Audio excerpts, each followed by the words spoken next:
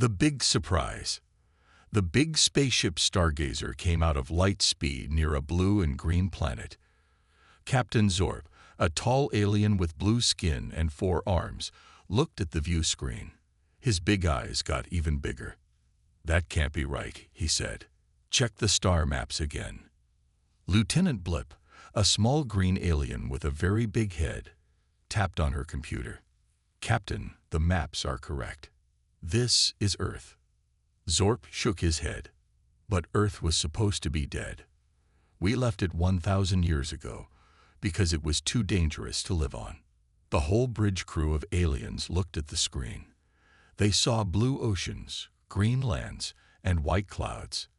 It looked alive and healthy. "Scan for life forms," Zorp ordered. Blip pressed more buttons. Then she gasped. "Captain, there are billions of life forms. And I'm seeing cities, roads, and is that a satellite?" Zorp couldn't believe it. How could this be? He remembered the old stories. 1,000 years ago, the Galactic Council said Earth was dying. They thought the humans would all die too. The Council left Earth alone, thinking it would become a dead rock. But now, 1,000 years later, Earth looked more alive than ever. "Send a message to the Galactic Council," Zorp said. Tell them Earth is alive. And so are the humans." As Blip sent the message, Zorp thought about what this meant. The Galactic Council had been wrong. Very wrong. And now, they had to deal with a whole planet of survivors they never expected to see again. "Captain," Blip said, "I'm picking up radio signals from the planet. Lots of them. TV, internet, phone calls. They're everywhere." Zorp nodded. "Put some on the speakers. Let's hear what these humans sound like after all this time." The bridge filled with sounds. Music, talking, laughing. It was the sound of a living, busy world. "They sound happy," one of the crew members said. Zorp agreed. These weren't the sounds of a dying world.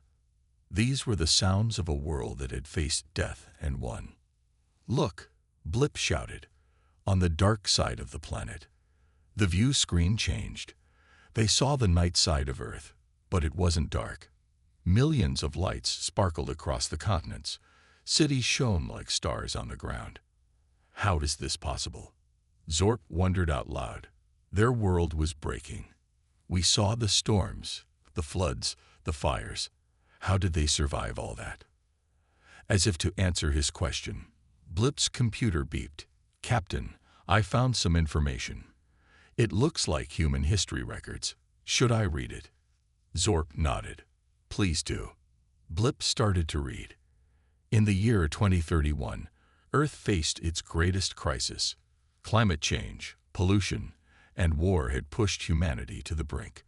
But in their darkest hour, humans did not give up. They came together.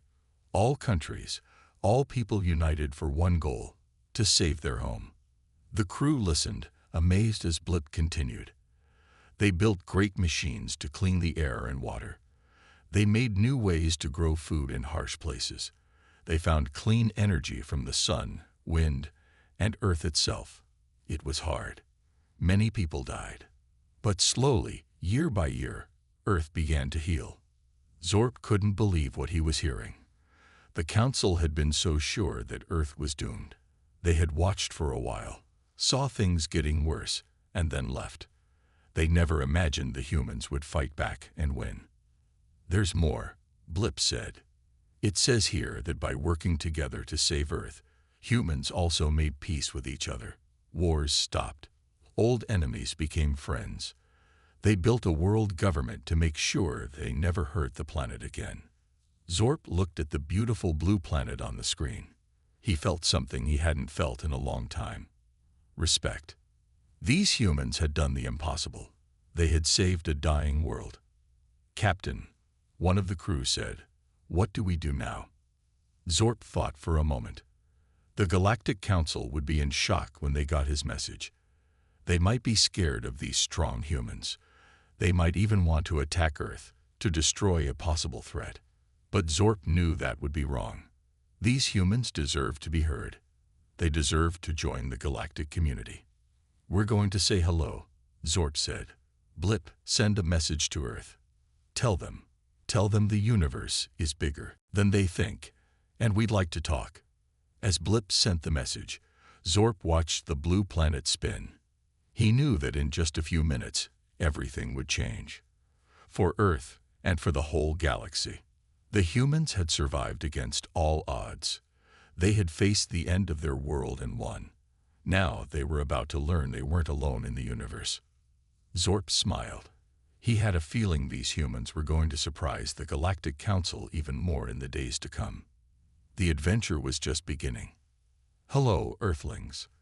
The message from the alien ship Stargazer reached Earth in seconds. At first, people thought it was a joke. Aliens, real aliens wanting to talk. But soon, every TV, phone, and computer on Earth showed the same thing. A real alien spaceship was coming to visit. In New York, the United Earth Council met in a big round room. Leaders from all over the world talked fast and loud. What do we do? Asked the president of the African Union. We must be careful, said the Prime Minister of Asia. We don't know if they're friendly. The Secretary General, a tall woman with gray hair, stood up. Everyone got quiet. Friends, she said, this is the biggest day in human history. We've worked hard to save our planet. Now we'll show the universe what humans can do. Meanwhile, on the Stargazer, Captain Zorp was nervous. He'd never met a human before. What if they were angry that aliens had left them alone for so long? Captain, Lieutenant Blip said, Earth is sending us a message. They want us to land in a place called Times Square in New York City. Zorp nodded. Okay, let's go meet the humans. The Stargazer flew down to Earth.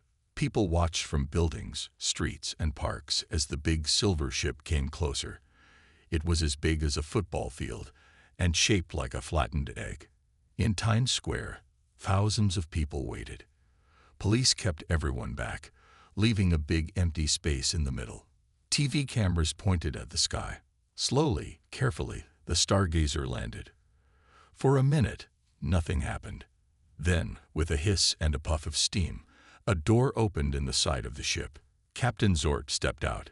He blinked in the bright sunlight. Behind him came Lieutenant Blip and two other aliens. The crowd was silent.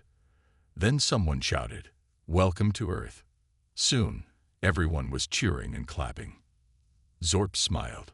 These humans didn't seem angry at all. They seemed happy. The Secretary General walked up to Zorp. She held out her hand. On behalf of the people of Earth, welcome. Zorp looked at her hand, not sure what to do. Blip whispered in his ear, explaining the human custom of shaking hands. Zorp reached out with one of his four hands and shook the Secretary General's hand. Thank you, Zorp said. We're happy to be here. And we're sorry we left you alone for so long. The Secretary General smiled. No need to be sorry. We did okay on our own. But we're glad you're here now. Would you like to see our city? Zorp nodded eagerly. Yes, please. For the next few hours, the aliens toured New York City. They saw tall buildings, busy streets, and green parks. Everywhere they went, people waved and took pictures. Your world is amazing, Zorp said. When we left 1,000 years ago, we thought it was dying. How did you save it? The Secretary General led them to a big building with a sign that said, Museum of Earth's Renewal. Inside, the aliens saw pictures and videos of Earth's hard times. They saw floods and fires, dry lands, and dirty cities. But then they saw how humans changed things. Look, Blip said, pointing to a big machine. What's that? That's an air cleaner, a museum guide explained. We built thousands of them. They took bad stuff out of the air and helped fix our sky. The aliens saw more amazing things. Floating farms that grew food on the ocean, cities powered by the sun, and robots that cleaned plastic from the seas. You did all this in just 1,000 years? Zorp asked, amazed. The Secretary General nodded. We had to. It was do or die. And humans, well, we're good at fixing things when we work together. As they left the museum, Zorp saw something that made him stop. It was a statue of a young girl, looking brave and strong. "Who's that?" he asked. "That's Hope," the Secretary General said. "She's not a real person. She stands for all the children who inspired us to save our world. When things were bad, we looked at our kids and said, we have to fix this for them. And so we did." Zorp felt something wet on his face. He touched it, confused. Blip looked at him, worried. "Captain, are you okay? You're leaking." The Secretary General laughed softly. "Those are tears, Blip. On Earth, sometimes when we feel strong emotions, water comes from our eyes." "Oh," Blip said, still not quite understanding. "And what emotion is the captain feeling?" Zorp looked at the statue, then at the busy, clean city around them. I think it's admiration, and a little bit of shame." "Shame?" the Secretary General asked. "Why?" "Because we gave up on you," Zorp said. "The Galactic Council thought your world was too far gone. We left you alone, thinking you'd all die. But you didn't. You fought, and you won. You saved your whole planet." The Secretary General put a hand on Zorp's shoulder. "Don't feel bad. Maybe we needed to do it on our own. And now that we have, we're ready to join the rest of the galaxy. That is, if you'll have us." Zorp stood up straight, all four of his arms at his sides. "Have you? Earth should be teaching the rest of us. When I call the Galactic Council, I'm going to tell them that Earth doesn't need to join us. We need to join you." As the sun set over New York, turning the sky orange and pink, Zorp and his crew prepared to return to their ship. They had a lot to tell the Galactic Council. The Earth had survived, humans had thrived, and the universe would never be the same again. The investigation. A week after the aliens first landed, a big, shiny spaceship appeared in Earth's sky. It was much bigger than Captain Zorp's Stargazer. This was the Galactic Council's main ship, the Starseeker. On board, 12 alien leaders from different planets sat around a round table. They looked worried and confused. "This is impossible," said Counselor Xith, a tall alien with green scales. "How could humans survive when we said they couldn't?" "Maybe Captain Zorp made a mistake," suggested Counselor Blorg, a short, furry alien. The head of the council, a wise old alien named Zorek, raised his hand for quiet. "We must see for ourselves. We will go to Earth and find out how the humans did this." Down on Earth, the Secretary General got ready to meet the Galactic Council. She stood with Captain Zorp in a big field outside New York. "Are you nervous?" Zorp asked her. The Secretary General smiled. "A little, but mostly excited. It's not every day you meet the leaders of the galaxy." The Starseeker landed smoothly on the field. The door opened, and out came the 12 council members. They looked around with big eyes, surprised by the green grass and clean air. Zorak stepped forward. "Greetings, people of Earth. We are the Galactic Council. We have come to learn how you saved your planet." The Secretary General bowed slightly. "Welcome to Earth. We're happy to show you everything." For the next few days, the council members traveled all over Earth. They saw the big air cleaners that made the sky blue again. They visited underwater cities where humans lived and worked in the oceans.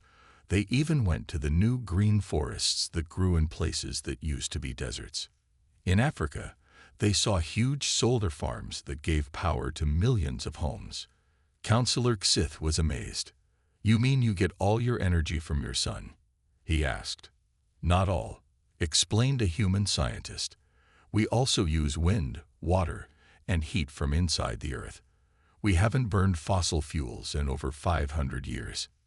In Asia, the council visited a giant vertical farm. Plants grew up the sides of skyscrapers, feeding millions of people. Counselor Blord tasted a fresh tomato and smiled. "This is delicious. And you grow all your food this way?" "A lot of it," said a farmer. "We also have traditional farms, but these vertical farms help us grow food in cities where space is tight." As they traveled, the council members started to feel something they didn't expect: respect for humans. These creatures they thought would die had instead changed their whole world for the better. But not everyone was happy. Some council members were worried.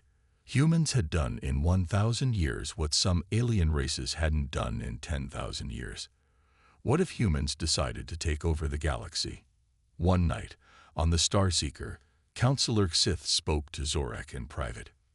"These humans are dangerous," Sith said. "They're too smart, too adaptable. We should stop them before they become a threat." Zorak looked sad. "Stop them? How?" "By hurting them." Sith nodded. "If we have to. It's for the good of the galaxy." But Zorak shook his head. "No, that would be wrong. The humans have done nothing to threaten us. They've been kind and welcoming. But what if they decide to attack us later?" Sith argued. "Then we'll deal with that if it happens," Zorak said firmly. "We won't punish them for something they might do." The next day, the council had their final meeting with Earth's leaders. They gathered in a big room at the United Earth Council building. Zorak stood up to speak. "People of Earth, we have seen your world, and we are amazed. You have done what we thought was impossible. You saved your planet and your people." The human leaders smiled and clapped. But Zorak wasn't finished. "However," he continued, "some members of our council are concerned. You have shown great power and intelligence. Some fear you might use that power to harm others." The room got very quiet. The Secretary General stood up slowly. "Counselor Zorak," she said, "I understand your worries, but let me tell you a story." She walked to a big window and looked out at the city. 1,000 years ago, humans were divided. We fought each other over land, resources, and ideas. We nearly destroyed ourselves and our planet. But then we realized something important. We're stronger together than apart. She turned back to the aliens. "We learned that lesson the hard way. Now, we don't want to conquer or hurt anyone. We want to learn, to explore, to make friends. We hope you'll give us that chance." Zorak listened carefully. He could see the truth in her eyes. He turned to the other council members. "My friends," he said, "I believe the humans. They have shown us nothing but kindness. I think we should welcome them into our galactic community." Most of the council members nodded in agreement, but Sith and a few others still looked unsure. Zorak saw this and had an idea. "I propose a test," he said. "Let's give the humans a challenge. Something to prove they're ready to join us in peace." The Secretary General stepped forward. "We accept your challenge, whatever it may be. Humans have never backed down from a chance to prove ourselves." Zorak smiled. He had a feeling these humans were going to surprise them all once again. As the meeting ended, both humans and aliens felt excited and nervous. A big test was coming. The future of Earth and the galaxy would depend on what happened next. Little did they know, an even bigger challenge was just around the corner. One that would test both humans and aliens in ways they never expected. The big challenge. The next day, the Galactic Council announced their challenge to Earth. Everyone on the planet watched their screens as Zorak spoke. "People of Earth," he said, "we have a problem in our galaxy. There's a planet called Xyrox. It's dying, just like Earth was 1,000 years ago. If you can help save Xyrox, you'll prove you're ready to join our galactic community." The Secretary General stepped forward. "We accept your challenge. When do we start?" Zorak smiled. "Right now. You have 1 Earth month to make a plan. Then we'll take you to Xyrox." As soon as the announcement ended, Earth got busy. Scientists, engineers, and leaders from all over the world came together. They studied everything they knew about Xyrox. "It's worse than Earth was," said Dr. Lee, a top scientist. "The air is very polluted. The oceans are full of plastic. Most plants and animals are dying." "Sounds familiar," said Engineer Singh. "We've fixed these problems before. We can do it again." For the next month, humans worked day and night. They designed new machines, made plans, and got ready for their big mission. But not everyone was happy about this. On the Starseeker, Counselor Sith was talking to a small group of aliens who didn't trust the humans. "This is our chance," Sith said. "If the humans fail to save Xyrox, we can say they're not ready for the galaxy. We can keep them on Earth where they can't cause trouble." The other aliens nodded. They decided to make the challenge harder for the humans. They wouldn't play fair. A month passed quickly. On the day of the mission, 5 huge Earth ships were ready to go. They were full of machines, plants, and smart people ready to help. The Secretary General stood with Captain Zorb, watching the ships get ready to leave. "I'm a little nervous," she admitted. "This is our big chance. We can't mess it up." Zorb put one of his 4 hands on her shoulder. "You'll do great. I believe in you humans." The Earth ships took off, following the Starseeker. They flew faster than light, zipping past stars and planets. After 3 days, they reached Xyrox. The humans gasped when they saw it. Xyrox looked sick. Its oceans were brown, its land was gray, and its air was full of dark clouds. "It's worse than we thought," Dr. Lee said. "But we can fix this. Let's get to work." The Earth ships landed, and humans started unloading their machines. But then strange things began to happen. Some of the machines stopped working for no reason. Plants they brought died quickly. It seemed like everything was going wrong. Dr. Lee frowned. "This isn't normal. Something's not right here." Engineer Singh agreed. "It's like someone's working against us." They didn't know it, but they were right. Sith and his friends were using secret technology to make things harder for the humans. They thought this would make the humans fail. But they didn't know how tough humans could be. The Secretary General called a meeting. "Okay, team. Things aren't going as planned. But when has that ever stopped us? We saved Earth when everyone said we couldn't. Now, let's save Xyrox." The humans cheered. Then they got creative. When the big air cleaners didn't work, they made lots of small ones instead. When the super plants died, they found tough local plants and made them stronger. They worked hard, fixing problems as fast as they came up. Slowly, Xyrox started to look better. The air got cleaner. The oceans turned blue again. Green plants began to grow. Sith and his friends couldn't believe it. No matter what they did, the humans found a way around it. They watched in shock as Xyrox came back to life. After 3 weeks, Xyrox looked like a new planet. The humans had done it. They had saved Xyrox, just like they saved Earth. Zorak called everyone together for a big meeting. Humans, aliens, and even some happy Xyrox people all gathered to hear him speak. "People of Earth," Zorak said, "you have done the impossible. Again, you saved Xyrox when we thought it was too far gone. You've more than proved you're ready to join our galactic community." The Secretary General smiled proudly. But then Zorak's face got serious. "However," he said, "we've discovered that some members of our council tried to sabotage your efforts." Everyone gasped. Sith and his friends looked scared. Zorak turned to them. "You let fear cloud your judgment. You tried to make the humans fail. But in doing so, you showed us something important." He smiled at the humans. "You showed us how creative, tough, and kind the humans are. Even when things went wrong, they didn't give up. They found new ways to help.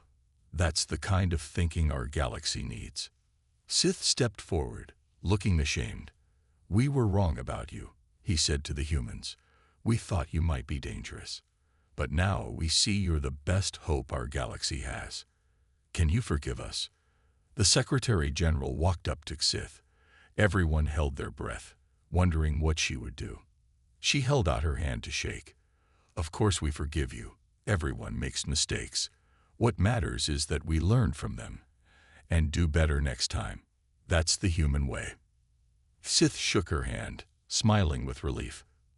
Zorak nodded happily. And that's why Earth will not just join our Galactic Council. They will lead a new committee focused on saving sick planets and helping all species work together.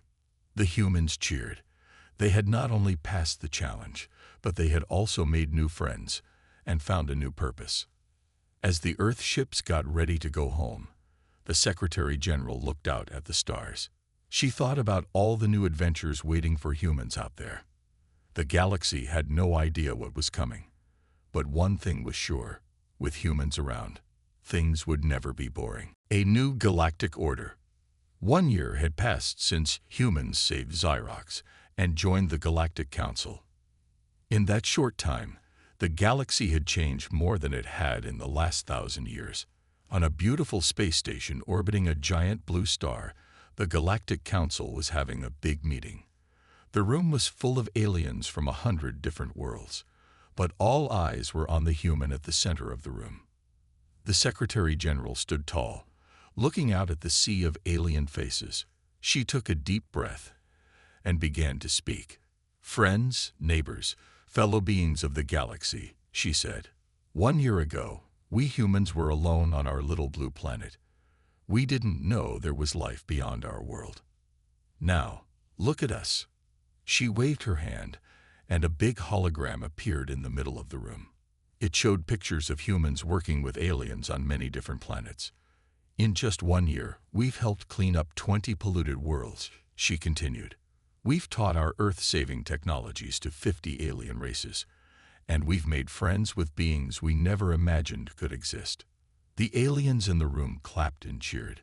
Many of them had seen firsthand how humans could fix problems that seemed impossible to solve.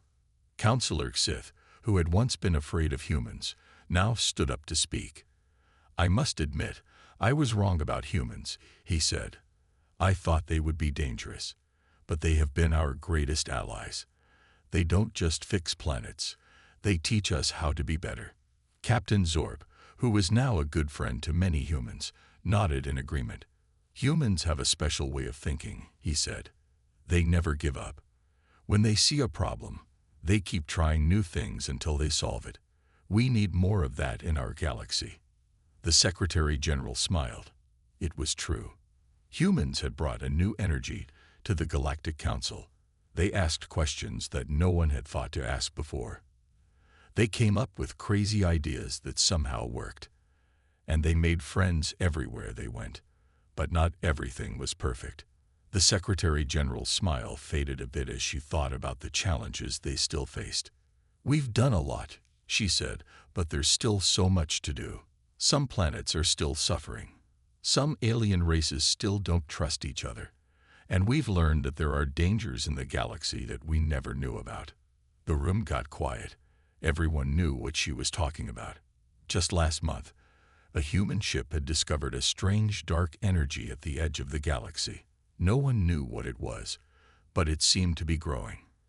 "But that's why we're here," the Secretary General said, her voice getting stronger. "To face these challenges together. Humans don't have all the answers, but we're good at finding them. And with all of us working together, I know we can solve any problem." The room erupted in cheers again. Aliens from all over the galaxy felt hope. With humans by their side, nothing seemed impossible.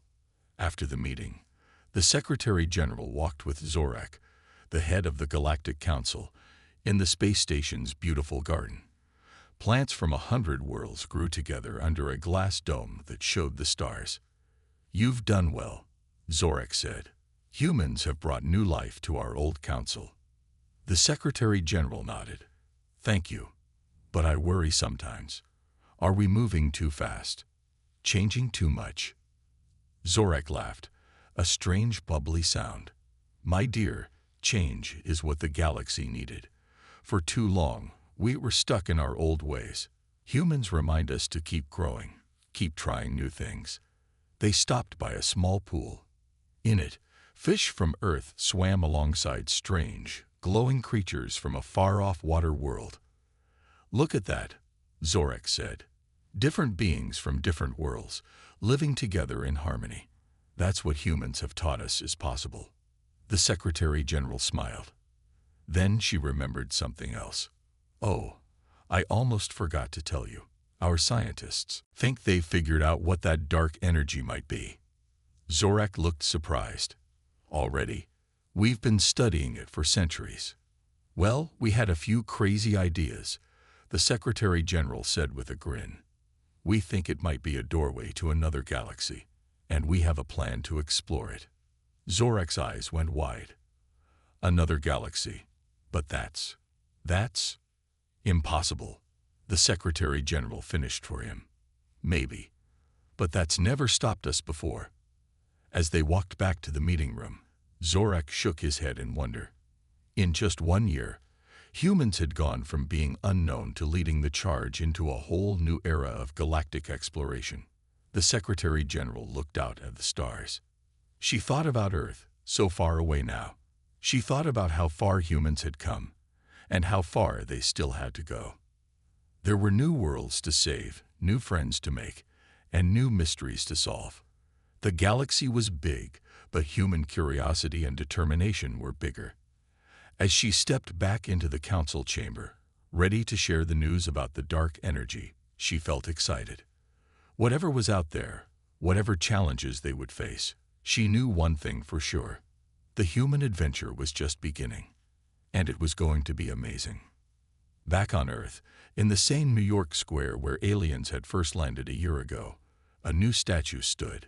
It showed a human hand and an alien hand reaching out to each other among the stars.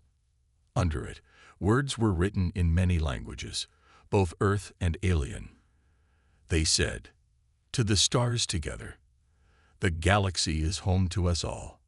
It was a new age for Earth, for humans, and for the whole galaxy. An age of friendship, discovery, and hope. An age that started when the Galactic Council was shocked to find that humans had survived against all odds. And now, those same humans were leading the way to a brighter future for everyone. The end, or perhaps just the beginning.